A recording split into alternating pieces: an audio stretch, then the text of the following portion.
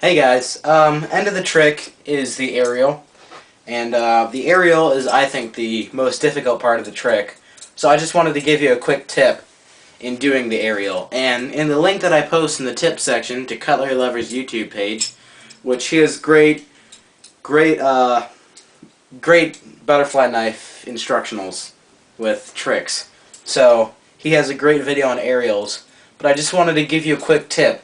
Is that when you release the blade at the top and it's coming back down, don't let the blade just contact your hand, alright?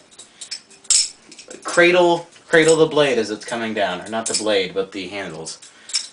That is the best tip I can give you for the aerials, and other than that, refer to his YouTube page in the aerials video.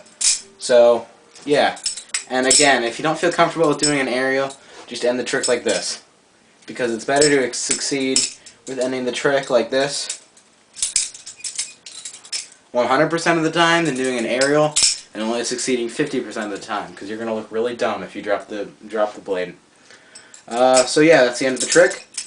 Thank you for watching my video. Thank you for reading the page. And I hope you enjoy the rest of your day.